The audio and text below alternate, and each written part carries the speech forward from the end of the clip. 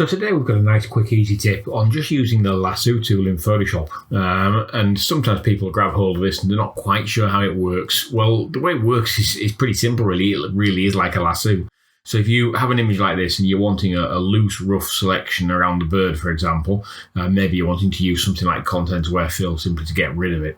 All you need to do with the Lasso tool, click on the Lasso tool and go up here and drag around the edge of the bird. So I'll go around here and drag roughly around it, down here,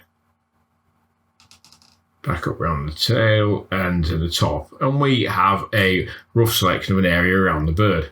Now, I've noticed that having done that, I have accidentally left out one of the legs down here, and you can see down the bottom there, there's one of the bird's legs is missing.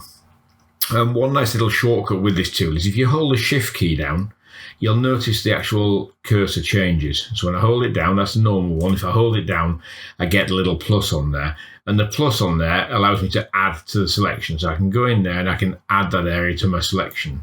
And it will add it onto the existing selection. If I wanted to remove an area from the selection, I can hold down the Alt or Option key and go around an area and remove it from the selection like the eye there. Or if I use the Shift key again, add it back in again. So it's quite a flexible tool. This allows you to add and remove very quickly and very easily.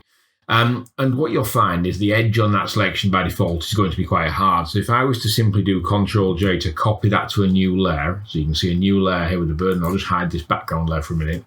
You can see the edge of this selection is a pretty hard edge there. It pretty much stops dead, and then you've got the transparency count starting on the next one. So let's just come out a second here and go back to the original here. We'll work on that one again, and I'm going to use the Lasso tool again, but this time I'm going to change this setting at the top here for feathering.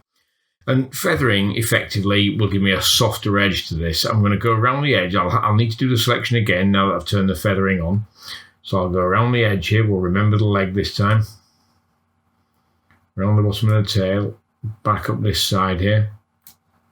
So I've got my selection, and again I'll do Ctrl-J or Command-J on the Mac to copy that to a new layer. So I've now got that on a new layer. And hopefully you can see the difference here between the two. So that's the original one. And when you zoom in there, if you zoom in on the head of it, you can see the real quite hard selection around the edges. And then the new one is this. And you can see this softness around the edges where it kind of blends out over a number of pixels. And that's your feathering. It's effectively fading out the edge of this selection over a number of pixels into whatever image you happen to use behind it. So that's the benefit of turning that one on at the top. So if you just remember, the Shift and the Alt or Option keys allow you to add or remove from a selection. And then if you use that feathering setting up the top, that will allow you to kind of soften the edge of that selection. The anti-alias tick box can be helpful as well. That can help kind of colours blend together a little easier on the edges of your selections as well. And that's a screen technology that assists with that kind of thing. So hopefully, if you haven't used it before, that makes the Lasso tool a little bit easier to understand.